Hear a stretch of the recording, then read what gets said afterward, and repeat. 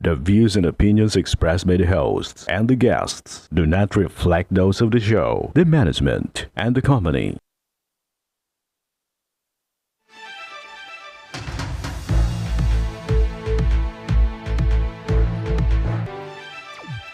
Magandang hapon sa ating mga masugid na taga-subaybay. Live na po tayo ngayong araw ng Miyerkules para magbigay ng serbisyo publiko. Live rin po tayong napapakinggan sa 90.3 Radyo Uragon, Sorsogon, 88.3 sa Catanduanes, 90.7 sa Legazpi City at live na rin tayong napapanood sa ating YouTube account.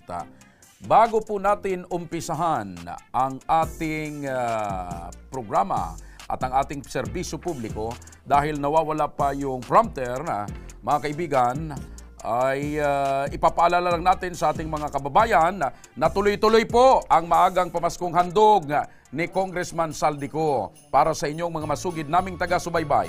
Abangan nyo ang aming pagpili, baka kayo na ang susunod naming matawagan at makatanggap ng maagang pamasko na hatid ni Congressman Saldico.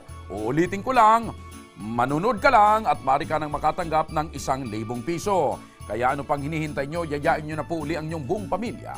Lahat ng kamag-anak na mag-online na at siguraduhin nakapalo na kayo sa aming mga official social media accounts sa Facebook, sa TikTok at YouTube. At ako Bicol Tabang Ora mismo at manood na sa aming programa. Samantala, isang driver na kumpiska ang lisensya matapos ipagamit ng kanyang amo ang sasakyan na pasuna umano ang rehistro. Ayon pa kay Alvin Manabat, tinanggal na lang daw siya ng kanyang amo nang walang dahilan. Ang kanyang nakumpiskang lisensya ay hindi pa rin daw tinutubos ng kanyang amo. Magandang hapon sa iyo, Alvin. Maari mo bang pakilakas lang ng boss, Alvin? Maari mo bang maikwento ano ho ba talaga ang eksaktong nangyari? Nung nung November 14 po, nung Itong taong ito? taon pong yung bandang alas 7 na po noon. Alas 7 ng? 7 ng umaga po. Okay. Nagpunta po kami ng yung magpaparefill po kami ng LPG, yung tangke po ng LPG. Okay. Bali po, pinadrive niya po sa akin yung multicab po. Ang sabi niya po sa akin, yung okay po, walang po kasi nakarestro po yun. Sabi niya, i-drive mo ito at areglado ito. Pero hindi mo chinek kung may rehistro talaga. Hindi po, kasi tiwala naman po kasi ako. Matagal mo na ba siyang amo? Hindi pa po, mga isang buwan, isang araw po. Isang buwan at isang araw pa lamang? Opo. Okay. So nangyari ito November 14? November 14 Okay. Pagkatapos, di-drive mo na? Drive ko na po. Pupunta ka sana sa pagpaparipilan ng LPG? Opo. Ngayon, anong nangyari? Pag dating po namin ng Pamplona, yon may may LTO Checkpoint. checkpoint na po Okay. ng LTO. Mm-hmm. Magra-random check lang daw po yung lisensya. Yon, binigay ko po yung lisensya po, okay Updated naman. yung lisensya mo? Opo. Okay. 2032 pa po ang Expiration? 10 years. Ibig sabihin, 10 years ang kwan mo? 10 years po. Tapos nung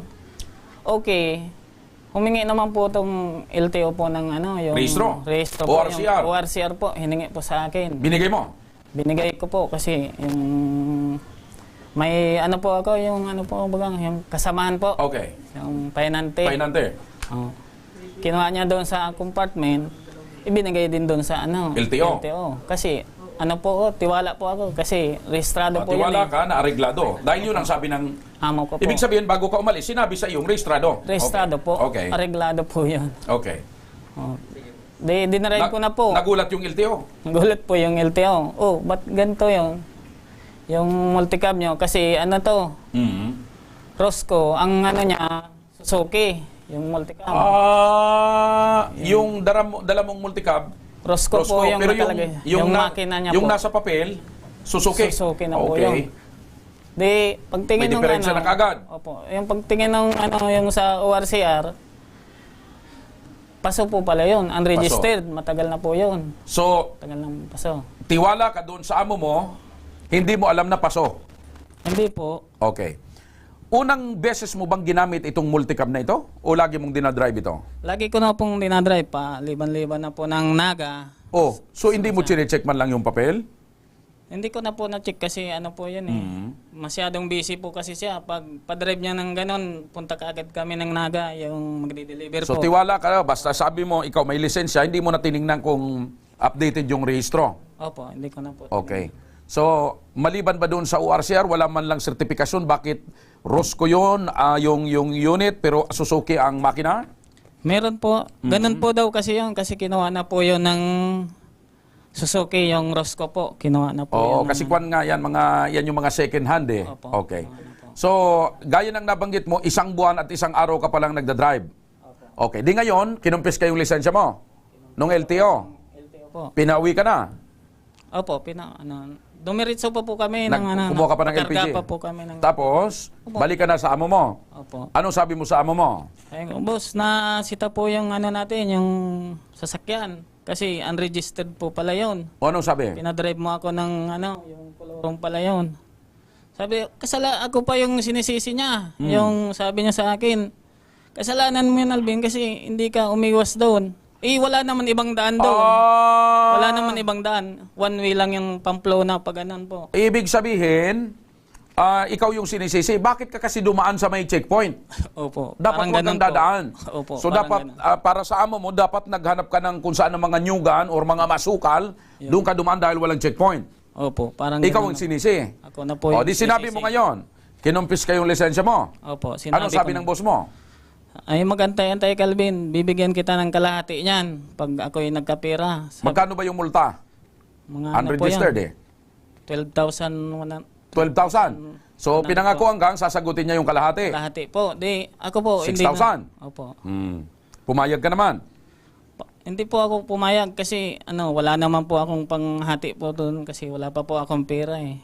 So, sa madaling sabi, hindi kayo nagkasundo. Opo. Nakiusap lang po muna ako sa kanya. Sabi ko, Kuya, palabasan mo po muna yan kung ganyan ang gusto nyo, maghahati tayo sa Okay. bawasin na lang sa sweldo ko, sa sahod. Okay, sandali. Nandito ngayon yung dati mong boss. Ano nga ang pangalan nito?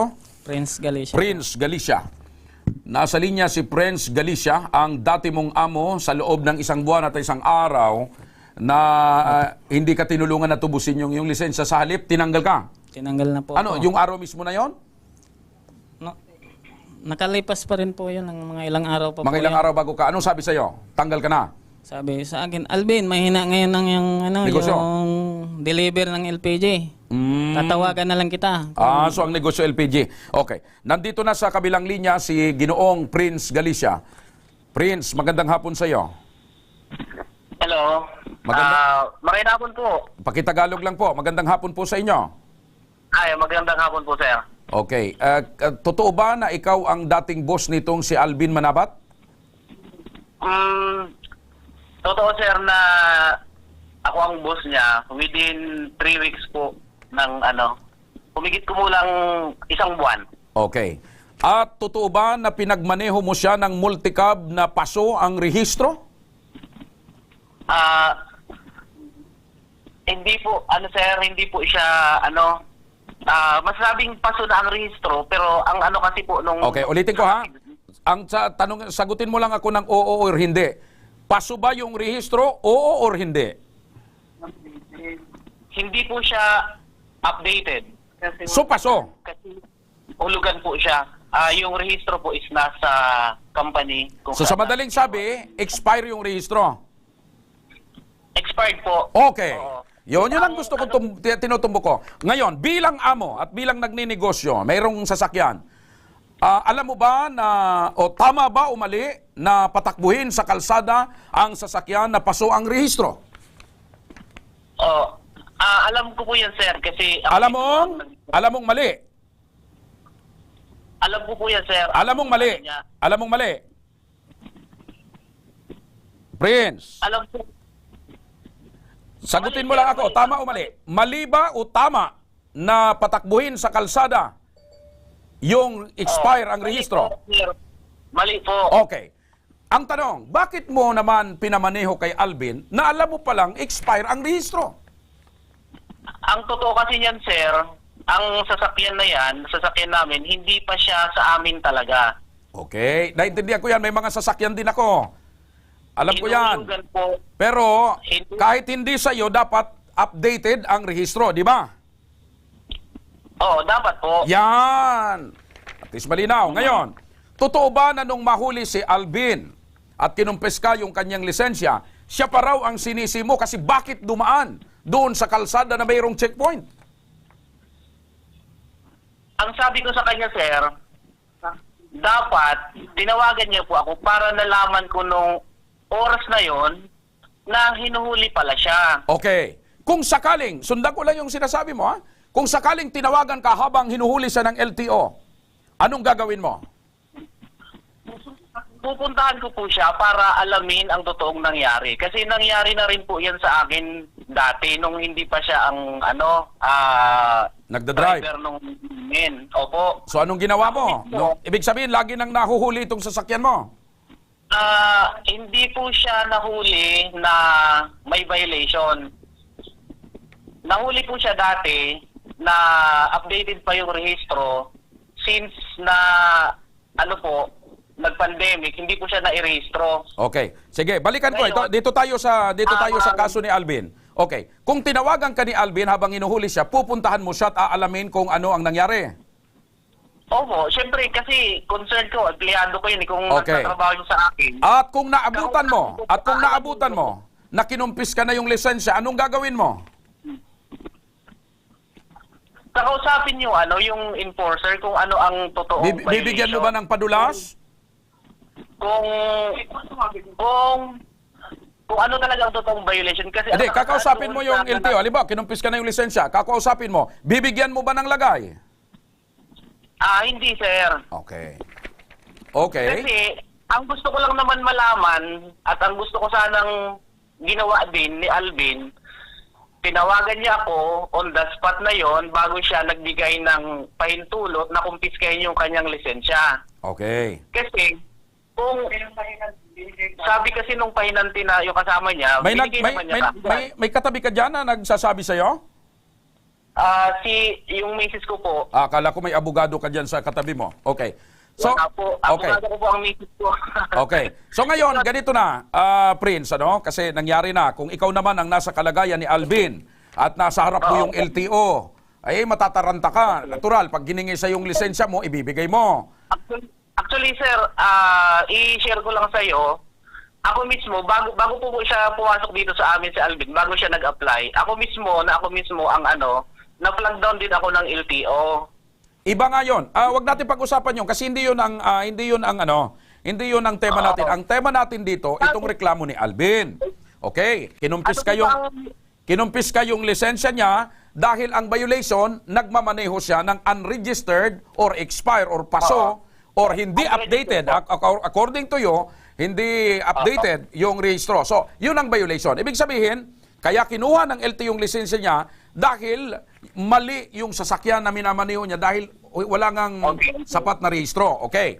So ngayon, ang ayon kay Alvin, ang halaga ng pagtubos ay 12,000. Pinangakuan mo daw ng kalahati, pero hindi naman siya pumayag. So ang ginawa mo daw, pagkalipas ng ilang araw, tinanggal mo na lang. Ang totoo po niyan, nung araw na yon, umaga siya nahuli, pumunta kami ng LTO kinahapunan. Kasama mo si Alvin? Kasama ko siya. Okay. Ang usapan namin, sabi ko, Alvin, sa halagang 12,000, hindi kami makakapagbigay sa'yo ng buo na yan, sabi ko. So, ang gagawin natin, magtulungan na lang tayo na matubos ang lisensya mo. Sabi ko, bibigyan kita ng... Sandali. Naputol. Sandali. So, nagsama daw pala kayo sa LTO. May dala ba siya? Anong plano niyo sana pagpunta ng LTO ng hapon? Tutubusin? Tutubusin po yung lisensya ko kasi yun po ang unahin po ng Nandiyan na? Okay, balikan natin. Okay. So, ipagpatuloy mo, Prince. Sinabihan mo si Alvin na hindi nyo kayang ibigay yung buo na 12,000. Oo, sir. Tulo yan. Sinabi ko sa kanya. Tapos, sabi ko, hindi ka naman namin pababayaan dyan sa bagay na yan. Sabi ko, kalahati, ibibigay ko sa iyo. Yung kalahati, iano lang natin. Kumaga, sa iyo na din. Kasi sabi ko, sa halagang 12,000, mabigat para sa amin yan. Dahil, ang negosyo, itong maliit na negosyo namin, ultimo 100 pesos, sabi ko, pinapasingil ko sa'yo para mapaikot natin Naintindihan ko. Kaya lang, Prince, pakinggan mo ang argumento, ha? Si Alvin nagkaroon ng violation hindi dahil sa kanyang kasalanan, dahil yung lisensya niya updated. Sige. Yes, sir. Pinagmaneho mo ng sasakyan na may diferensya ang papeles, di ba? Okay. So pag tiningnan nating mabuti, si Alvin walang kasalanan. Ang tanging kasalanan niya, dumaan siya doon sa checkpoint. Ngayon, ang may problema yung sasakyan mo. So bakit naman hindi mo sasagutin yung pagtubos ng lisensya ni Alvin nang may diferensya, kaya kinuha yung lisensya niya, yung sasakyan mo na kulang ang papeles? Naintindihan mo ba? Naintindihan ko. Pero, ang ano ko, sir, nag-usap kami dito, bago, nandito pa siya sa amin, kausap ko na siya, kalahati, sabi ko. Tapos sabi niya, okay naman, kuya, sabi niya, o sige na, kuya. Pumayag ka ba? Sandali, pasagutin ko si Alvin. Pumayag ka ba na kalahati? Pumayag po ako noon kasi po, hindi niya pa po ako tinatanggal noon. Pumayag Nandun ka pa dahil ako hindi ka tinatanggal. Oo, Ibig nagtatrabaho. sabihin, inisip mo na kung kaya mo rin naman abunuhan yung kalahati dahil may trabaho ka. Opo. Okay. Kaya lang, ilang araw, pagkatapos nung mahuli ka, ilang araw tinanggal ka na, bago ka tinanggal? Nung ano na po, nung November 14 December yan eh. 4, no? December 4 na po ako tinanggal. Lunes, Sir, ako yung naman Lunes sabi po. ko, kailan ko siya pinaalis. Okay. Kailan mo siya pinaalis? Kung kailan ko po siya pinaalis, December 3. 4 na po. Hindi ko na siya pinapasok ng Update pa po December ako 4. noon. Okay, bakit mo naman siya inalis na? Oo, ito kasi sir ang sabi ko, isipin natin sir na andito na tayo na hindi namin siya papabayaan sa pagtubos ng lisensya. Ngayon, sabi ko, dahil tumatagal siya habang pagkatapos nung nahuli siya ng sabi ko problema, sabi ko si Alvin nahuli tapos ganito. Yung mga trabaho niya, yung trabaho niya po is palpak po ang trabaho niya sir. Hindi maayos ang trabaho. Ibig mo sabihin, palpak itong si Alvin? Masakit man pakinggan sir pero yun ang totoo. Alvin, palpak ka daw, sabi ni Prince. Hindi po yung totoo, sir. Kasi maganda yung Sandali, Prince, samahan makinig ka. namin yan. Makinig ka Maganda lang, po Prince. yung... Pinapasagot ko si Alvin. Palpak ka daw at hindi daw maayos ang trabaho mo. Hindi po. Maganda po ang samahan po namin dyan sa trabaho po. Kasi maaga po akong dumadating sa kanila, mga 6:30. Nakakaalis na po ako minsan alas 9, alas 7. Ng gabi. Gabi po. Hindi ka naman nagreklamo. Hindi po. Magkano yung sahod mo? 450 po. Sa loob ng mula alas Isang 7 araw ng umaga hanggang alas gabi. Okay. Ito, Prince at Alvin, makinig ka ha. Para malaman natin kung sino talaga ang liable sa nangyari. Makakausap natin sa kabilang linya ng telepono ngayong hapong ito si Ginoong Glenn Mancera, ang Chief of Operation ng LTO, Regional Office Number 5. Magandang hapon, Sir Glenn. Magandang hapon po, Sir Joshua. Opo, Sir Glenn, advance Merry Christmas. Masarap na hapon. Merry Opo. Christmas po. Sir Glenn, narinig mo yung kwento. Itong si Alvin, driver, empleyado. Sige po. Inutusan ng kanyang boss na magmaneho ng sasakyan na may diferensya pala ang papeles. Pero itong si Alvin, walang problemang lisensya. Dumaan sa Checkpoint. checkpoint, LTO ang naka-checkpoint, tiningnan yung lisensya, okay, hinanap yung papel o RCR, may diferensya. Ngayon, kinumpiskas natural nung LTO yung lisensya kasi may violation. Ang tanong ngayon, Sir Glenn, sino ang may kasalanan? Si Alvin ba na driver o yung amo na nag-utos na i-drive mo itong sasakyan na ito na may diferensya yung papeles na hindi naman alam ni Alvin? Pag-abot po kaya sa sasakyan, Sir Joshua, Opo. ang registered owner po or operator po ang liable sa mga violations po regarding the motor vehicle. Okay. Kung halimbawa po ang naging violation is not wearing seatbelt, si driver yan. Unregistered. Pero kung unregistered vehicle po, si registered owner po ang liable po kaya. And siya po ang mabayad dapat kang penalty kaya. Ng lisensya, Actually po, yung kinumpis kang lisensya. Opo, dapat Siya dapat ang tumubos, Sir Glenn.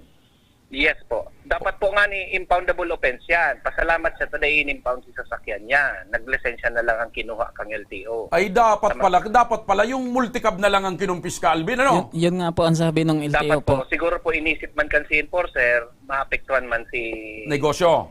sinegosyo. Okay. Kaya lisensya na lang. Actually po dapat impoundable offense po ang unregistered na vehicle. Okay. Ngayon, sir, nagrereklamo na itong driver. Ngayon, sir, Sir Glenn, kung hindi po tutubusin itong kanyang boss na si Prince Galicia, yung lisensya, ano pong dapat gawin ni Alvin?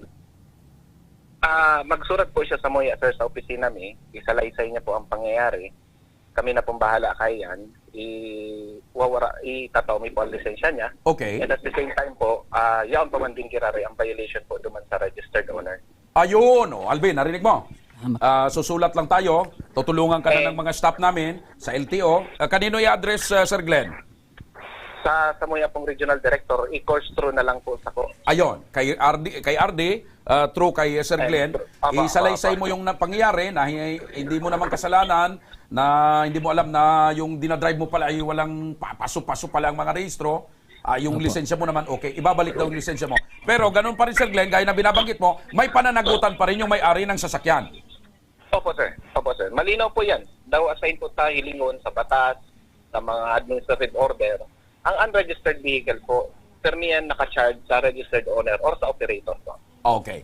So, Sir Glenn, bago kita bitawan ngayong hapon, ano po ang mensahe nyo sa ating mga kababayan na, lalo na sa mga driver, para hindi sila mabudol-budol ng kanilang mga boss? Kalain mo utusan ka ng boss mo magmaniho, wala palang papeles. Anong paalala mo, sir? At ganun din sa mga mga employer na may mga pasong rehistro ng sasakyan. Inutong ko po itong sa employer tagar po sa laang paliwanag niya sa bago na dahil nakahulugan pa, dahil niya i-rehistro. Wala po ito. At saka, sir, linawin ko lang yung isa. Ano po? Tagalog kayo. Tagalog pala. Akala ko kung anong sinisinya sa... Tagalog pala tayo, Sir Glenn daw. Sige po. Okay. Sige po. May isa pa, Sir Glenn, kasi yung unit, Rosco, pero yung makina, Suzuki. Kaya parang may diferensya talaga. May problema yan, sir. Ayun, may problema. Sige, sir. Anong advice mo doon sa mga employer, lalo na kay Prince, itong boss ni Alvin? Yung doon po sa mga operator po or may-ari ng sasakyan na pinamamaneho po nila sa mga trabador nila, kailangan po registered yung vehicle. At the same time, malinis po yung papel. Kasi ang liability nga po niyan, Sir Joshua, and yung lahat po ng responsibilidad ay nasa kanila, hindi po sa driver. Opo. Kaya dapat po malinis yung papel, rehistrado. Ngayon, yung sinasabi niya po kanina na hindi rehistrado kasi hindi pa sa kanila, hulugan pa. Hindi rason yun eh. Yun nga, sir. Yun Hindi nga. po rason yun. Yun nga. Kasi kahit tayo, pag kumuha tayo ng sasakyan na hulugan, nakapangalan pa yan doon sa bangko. Opo, sir. Pero Tama dapat updated yung papeles mo. Opo, sir. And siguro, sir, yun nga, yun gagawin natin. Pwede naman natin i-absuelte yung driver kasi tingin natin wala naman siyang kasalanan. Opo. Unless po may ibang violation na nandun sa ticket na sa driver din naman yung kasalanan. Opo. Yun lang po yung titingnan natin doon. Opo. Ibigay na lang po sa akin yung kahit po Xerox copy nung POP, yung Okay. ticket, at yung sulat po ni Opo. yung driver Alalayan na po natin. ito ng staff namin, Sir Glenn, at i-coordinate po sa inyo. Kawawa naman ito, hindi makapagtrabaho. Christmas Kung pa pwede naman. po, Hindi nakita nito lang po. makikita si Santa Claus. Dito naman sa mga driver, sir. Sa mga driver, ano naman ang payo mo? Bago humawak ng manibela, pag inutusan ng amo. Sa mga driver naman pong namamasukan bilang driver sa mga kumpanya or mga nagtatrabaho bilang driver, regularly po i-check nyo po yung sasakyan kung tama po yung papeles, kung rehistrado siya. Kasi po, wala naman ibang haharap po sa mga importer natin yung driver eh. Hindi naman yung registered owner. Kasi sila yung dadaan sa checkpoint. Opo. Saka hindi po pwede yun na nahuli, tatawagan siya. Bakit? Yan! Yun nga kanina, sabi ko, anong gagawin mo kung tinawagan ka? Wala naman po siya magagawa. Kasi unang-una, kahit pa magpunta siya doon, magsalita siya na magsalita, hindi po siya i-entertain. Bakit? Unang-una, hindi siya nagmamaneho ng time na yon. Opo. Wala siyang personality kumbaga doon sa incident. Opo. Okay. So, Ngayon, maliwanag. Magpapatong-patong po siguro yung magiging kaso ng may-ari ng sasakyan kasi kung papatunayan natin na ang engine niya ay illegal, sad to say, hindi niya na po magagamit yung sasakyan niya kasi illegal change engine po yun. Ayun. yung engine niya at yung Rusco yung body, Body, multicam yung niya. makina, Suzuki. Opo, Opo. Suzuki. Okay. Tingnan po natin, basta i-showcase po naman natin yan. Opo. Sasagot siya, magdidesisyon po yung opisina. Pero po sa parte po ng driver, unahin na po natin na magdesisyonan na maalis na po yung liability ng pagkakahuli po sa kanya. Opo. Sir Glenn, maraming salamat po. Napakalinaw ng inyo pong paliwanag. Mabuhay po kayo dyan sa LTO. Thank you so much, sir. Maraming salamat po. Masiram na hapon. Opo, masiram na po. Balikan ko si Prince. Prince! Prince! Hello, Prince. Yes po. Narinig Hello, mo? hello. Narinig mo yung paliwanag ng LTO? Narinig ko naman, sir, malinaw naman sa akin yung ganon. Okay. Actually, kahit hindi po, kung mamarapatin yung magsalita ako tungkol sa, sa sasakyan, alam ko naman po na ang rehistro is sa may-ari nung sasakyan dapat. Okay. Ngayon, ang pinagtataka ko lang ang nakaano kasi sa LTO, sa website ng LTO, 10,000 ang violation ng unregistered vehicle. Mm. Kaya gusto ko po sana tanungin kanina kung bakit naging 12,000 ang multa ng ganon. Akala ko pumunta kayo ng LTO nung hapon na yon. Po? Akala ko pumunta kayo kinahaponan ng LTO. Hindi mo itinanong doon sa LTO? Di ba sabi mo kanina, kinahaponan, nagpunta kayo ng LTO? Naputol? Okay. Tapos, dapat tinanong niya na doon. Bakit naging 12,000? Hello, sir. Hello, Prince. Hello po. Okay. Sabi mo kanina, kinahaponan, nagpunta kayo ng LTO. Nagpunta kami ng LTO pero hindi po ako humarap doon sa liaison officer sa opisina ng LTO kasi si Alvin ang nahuli. So pinabayaan ko lang siya. Pero bago kami pumunta, nag-research na ako sa internet kung magkano ang multa nung So 10,000. ng unregistered. So May kopya ka ba nung TOP? Meron po, nandiyan po yung ticket po mismo. Yan yung ticket. Nakita- Okay, Oo, sandali. nakita ko. Pakilapit lang. Nasa Sandali. bag ko po. Titignan ko yung TOP ha. Kung ano yung nakalagay doon. Para magkantida. Pero maliwanag na sa iyo, Prince, na ikaw ang may pananagutan. Malinaw po sa akin yan kahit matagal na po yan. Malinaw po sa akin kasi may sasakyan kami. Kaya nga, Kailangan- bakit mo gustong maghati kayo ni Alvin? Alam mo naman pala ikaw may pananagutan. Ito na po, sir. Ang usapan kasi namin, sir, maghati kami kasi ang sasakyan Po, mag-isang buwan na po. aksidente din po ni Alvin. 2 araw yata siya sa amin noon. Hindi niya gamay ang sasakyan, pinipilit niya mag-drive, nahulog ang sasakyan dito malapit sa amin. So may damage din yung sasakyan. Okay, ibang kwan yun. Ibang usapin yun, Prince. Ang pinag-uusapan natin dito ay yung pagkakahuli kay Alvin. Okay. So ang tanong ko ngayon, direkta na. Direkta na. Total, napakinggan mo na yung paliwanag ng LTO. Ang tanong ngayon, tutubusin mo ba yung lisensya ni Alvin? O yung LTO ang magsusuko sa'yo? Prince, Hello? sagutin mo yung tanong ko. So ngayon na naintindihan na natin, Sir. tutubusin mo ba yung lisensya ni Alvin or yung Okay. isusukos ka ng LTO? Tutubusin ko yan, sir, pero Kailan? Ngayon, Kailan? hello? Kailan mo tutubusin? Kasi mag-iisang buwan na bukas. Isang buwan po. Oo, ganito. Siguro, anong araw pa yan? Miyerkules. Miyerkules. Sa Lunes siguro, sir. Lunes. Okay. Ganito na lang. Prince, ganito na lang. Ganito. Sasamahan namin si Alvin sa LTO sa opisina ni Sir Glenn Mancera at ipapatawag ka rin para magkaharap kayo at nang maayos na itong problemang ito. Okay? Okay. Sige, sir. Ngayon, sir, yung karapatan ko na, parang kailangan ko din sabihin kung ano ang problema, bakit ko siya tinanggal.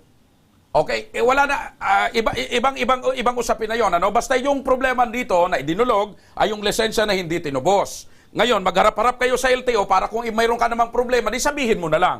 Okay? Kasi yung sasakyan, alam naman ni Alvin yan, sir, kahit tanongin niyo siya, ilang araw pa lang siya dito sa amin noon, na-aksidente niya yung nahulog niya yung sasakyan sa kanal. Nagkagaras-gas. Ayun na nga, Pero, ibang usapin nga yan, pinapaliwanag ko sa'yo. Ha? Pinapaliwanag ko. Pwede Kaya nga, po bang kaya nga sabi mo, tinanggal mo na siya Pwede dahil po bang- palpak. Okay? Kung totoo yun na tinanggal mo na siya dahil palpak, so okay na yon. Basta ang tanong ko sa'yo ngayon, magkikita-kita kayo Lunes sa LTO para tubusin mo na. hindi na sir Lunes, kahit bukas. O bukas? Okay. Bukas. Bukas mismo? Sa Bukas LTO mismo. Naga? LTO Pamplona po. LTO Pamplona. Po, kasi nandito yung yung lisensya niya sa Pamplona. Okay. O sige bukas. Anong oras? Bukas po, oras bang bukas ng opisina ng LTO? Pag bukas ng opisina, Magbukas ng opisina. Mga, ano oras nagbubukas? Alas 5? Mga Alas 8:30 po. 8 ng umaga. O alas 8 ng umaga. Alvin. alas 8 po. Okay. O alas 8. Maraming salamat, Yes, sir. Prince. Yan lang naman ang gusto kong marinig sa'yo. Tutubusin mo o hindi? Ngayon, tutubusin mo bukas ng alas 8. Okay. Okay. Since nandito lang din tayo, pwede bang kasi sabi sa akin kanina, kailangan mo pakinggan din yung side ng employer, hindi lang Kaya yung... nga pinakinggan kita. Kaya pinapakinggan nga kita. Pinaliwanag mo na nga kanina Oo. na gusto mong hati kayo, pero ang paliwanag ng LTO, hindi nga pwede. Okay? Klarado na tayo Oo, dyan. okay. Okay. So, yun Alvin. Bukas Alvin, alas 8 ng umaga. Tutubusin na raw yung lisensya mo. Pag Opo, hindi sir. niya tinubos bukas, pupunta tayo kay Sir Glenn Mancera at gaya ng pinag-usapan, ibibigay pa rin yung lisensya mo ng LTO at aalisin sa record na merong kang record doon at Opo, sir. papatawag pa rin yung operator dahil may diferensya yung sasakyan. Okay? Opo. Salamat po, sir. Anong masasabi mo ngayon, Alvin? Salamat po. Kay Maraming Prince, anong salamat. masasabi mo? Kay Kuya Prince, tubusin niya na lang yun kasi siya naman talaga yung may kasalanan. Okay. Sa pagbabalik ng Ako Bicol Tabang Ora mismo, 13 years old na batang babae, 9 na taon nang paralisado sa sakit na hindi matukoy-tukoy. Ang pagtugon ng programa sa kanyang pangangailangan, abangan. At para sa tuloy-tuloy na maagang pamasko ni Congressman Saldico, isa na naman ang maswerteng makatatanggap ng 1,000 piso bago matapos ang ating programa. Kaya huwag kayong bibitaw dahil magbabalik pang Tabang Ora mismo.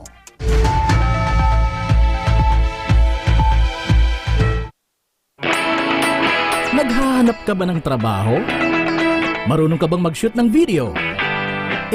Mag-edit? Magaling ka ba sa social media? Willing ka bang matuto? Graduate ng journalism o may alam na sa media?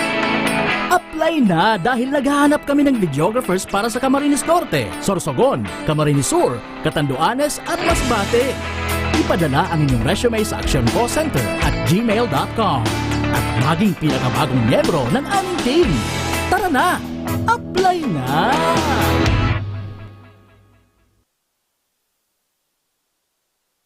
Daan-daan na po ang mga nakapagtapos at may mga kanya-kanya ng propesyon.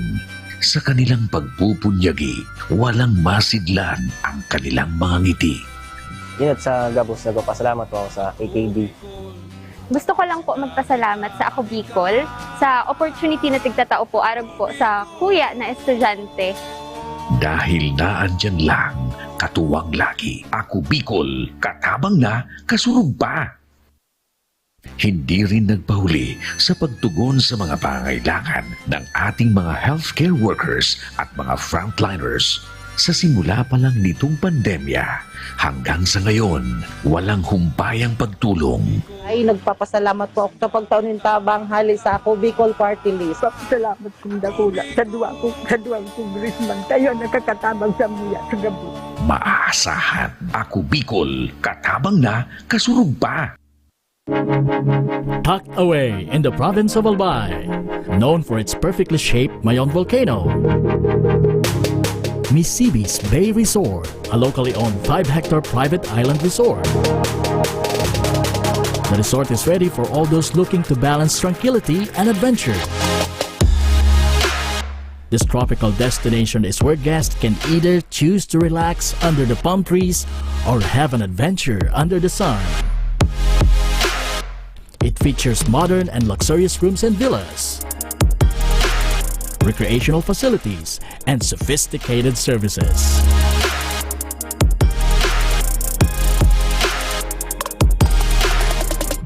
Come and experience Mississippi's Bay Resort, your tropical island getaway.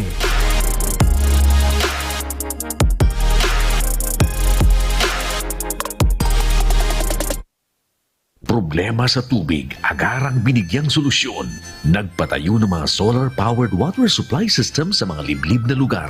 Libre, malinis at maaasahang supply ng tubig 24/7. Dako lang ng pagpapasalamat niya mo. Dahil may ikamalilingan habang kami nabubuhay. Nakulaon nining tabang para sa gabos na tao digdi. Salamat po. Para sa ating mga kababayang nasa laylayan, Ako Bicol, katabang na, kasurug pa. Libo-libo na ang mga nabigyan ng tulong medikal. Bata, matanda, kahit sino man, lahat ng mga may karamdaman, may maaasahan. Nagpapasalamat sa Ako Bicol Party List. Hindi po namin makakalimutan ang tulong na dinala ninyo dito sa aming bayan. Maraming salamat po. Dahil iisa lang ang tunay na nagmamalasakit. Ako Bicol, katabang na, kasurug pa. Babalik ang Ako Bicol tabang ora mismo sa ating pangalawang problemang bibigyang solusyon, engkanto. Sa loob ng bahay raw ang dahilan umano ng dapat pala pinaganda ko. Engkanto. Ang dahilan umano ng pagkaparalisan ng isang 12 taong gulang na dalagita sa Manito Albay. Kwento ng kapatid na si Rochelle Baliktar, 9 na taon na raw na bedridden ang kanyang kapatid. Ilang beses na rin daw nilang ipinasuri sa doktor ang kalagayan ng kanyang kapatid. Subalit hindi raw matukoy ng mga espesyalista ang sakit ni Rose Ann. Makakausap natin sa linya ng telepono si Rochelle Baliktar. Magandang hapon sa iyo, Rochelle. Magandang hapon po. Kumusta ngayon ang kalagayan ng kapatid mong si Rose Ann? Okay naman po. Pero talagang paralisado siya. Opo. Okay, kanina may nabanggit engkanto sa loob ng bahay. Sinong nagsabing may engkanto dyan sa loob ng bahay po ninyo? Ano po yung albularyo pong pinupuntahan po namin? Anong pagkakasabi po nung albularyo? May ano daw po dito sa bahay namin. May nakatirang engkanto. Opo. Ano daw po ang itsura? Hindi po sinabi kung... Okay. So, yun din ang pinagdududahan nyo kung bakit naparalisa yung inyong kapatid. Parang gano'n na nga rin po. Kailan pa po siya naparalyze? Siguro po, mga 2014 kasi po, 4 years old po siya. 2014. Okay. So, hindi siya nakakatayo, hindi siya nakakapaglakad, pero siya ba'y nakakapagsalita at nakakausap nyo? Hindi na po siya nakakapagsalita. Pati pagsasalita, hindi na. So, Opo. ano na lang po ang madalas niyang na ginagawa ng bata, nitong kapatid mo? Nakahiga lang po. Okay. Maliban ba sa albularyo, pina-check up nyo na ito sa doktor? Opo, pina-check na po namin. Ano pong sabi ng doktor?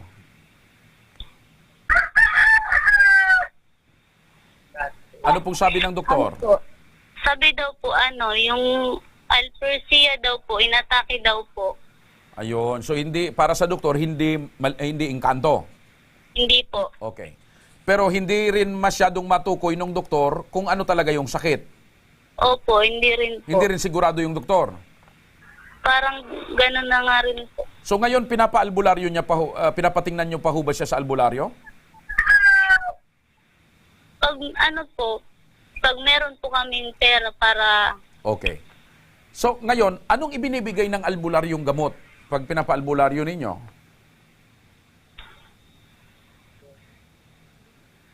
Binigyan po siya nung pangontra po. Okay. May pinainom bang mga dahon-dahon or mga ugat-ugat? Meron po. Okay. Gumaganda ba yung pakiramdam ng kapatid mo pag nakakainom ng mga ugat-ugat or mga dahon-dahon at saka binigyan ng pangontra? Opo, gumaganda naman po. Nababawasan po yung pag-seizure niya po. Okay. Hindi rin biro na lumipas ang 9 na taon na ganito yung sitwasyon ng kapatid ninyo. Anong pinaka-nais nyo ngayong mangyari? ano po, yung mapa-check upan po siya para po malaman talaga po kung... Sa espesyalista. Sa espesyalista na dapat, ano? Opo. Okay. Makinig ka, Rochelle. Para mabigyang solusyon ang inyong alalahanin, makakausap natin ngayon ang napakabait at napakagandang si Ma'am LB Sidenio, ang coordinator ng Ako Bicol Party List. Ma'am LB, magandang hapon po. Yes po, Sir Jos. Magandang hapon po. Opo, narinig niyo ho ba, Ma'am LB, yung kwento ng 13 years old na dalagita na si Rose Ann na siyam na taon nang paralyzed? Ano po ang maitutulong ng Ako Bicol Party List sa kanila po? Sir Jos, ganito po ang gagawin ng bantay ng pasyente. Dalhin po nila yung pasyente dito sa BRSMC. Pa-check upan po natin sa espesyalista. Okay. Para malaman po natin kung talaga yung tunay na sakit ng bata. Ayun, opo. At dyan sa pagpapacheck up na yan, Ma'am LB, wala po silang alalahanin. Wala po silang babayaran, Sir Jos. Dalhin lang po nila dito yung bata. Sagot na po yan ng Ako Bicol. Gagawin po natin ang lahat. Sagot na po yan ng Ako Bicol. Yes po, Sir Jos. Opo. Paano kung mag-request, Ma'am LB, na sunduin ang ambulansya ng Ako Bicol? Kasi paralyzed nga, pwede ba yon? May ambulansya po tayo, Sir Jos. Sa Ako Bicol po, meron tayong Ayun, isusunduin. Talagang ora mismo, Ma'am LB, ang pagtulong ng Ako Bicol Party List. Mabuhay kayo, Ma'am LB, dyan sa Ako Bicol. Yes po. At, Ma'am LB, bago ko makalimutan, ikaw ay may gininto ang puso, isa kang matulungin. Happy birthday, Ma'am LB. Mabuhay ka hanggang gusto mo at magkalat panawa ang lahi mo sa buong Bicol. Huwag naman dagdagan, Sir Jos. Tama na yun. Tama na yung 8 anak ko. Tama na yun. Okay, sige. Sige, maraming salamat. Happy birthday, Ma'am LB. Thank you so much. God bless. Okay, balikan ko si Rochelle. Rochelle, Opo. napakinggan mo. Opo. Susunduin kayo ng ambulansya ng Ako Bicol. Sama nito kayo, di ba? Opo. O, susunduin kayo. I-schedule natin kung kailan dadalhin sa... Ano na nga yung pangalan ng ospital? Lagi akong nabubulol. Ha? BRHMC. Ayun, BRHMC.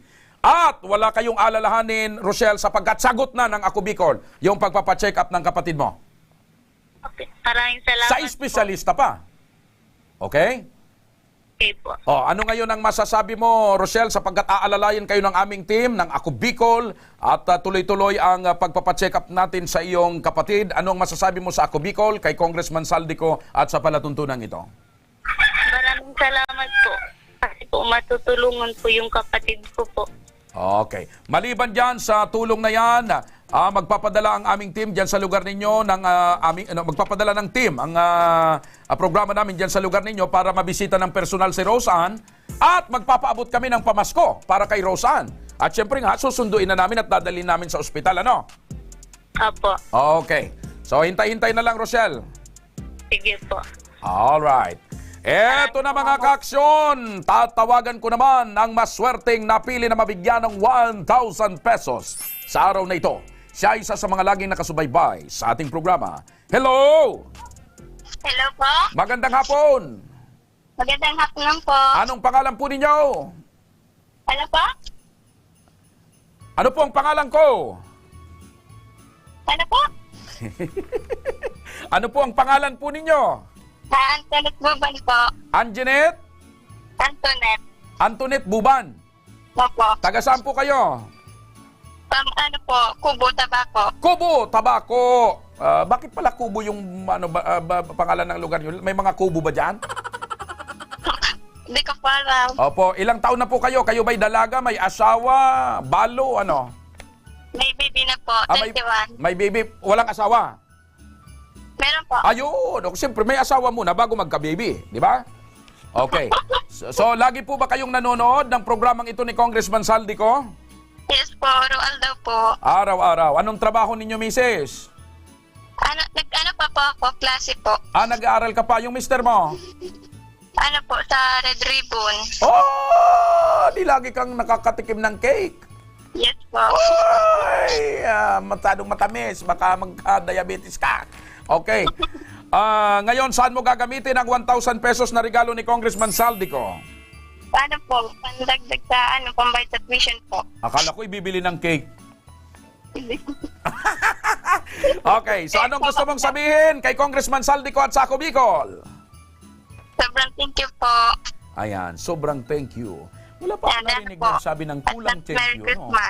Okay, Merry Christmas. Congratulations sa iyo. Huwag mong ibababa ang telepono at kakausapin ka ng aming staff para makarating na sa iyo yung 1,000 pesos.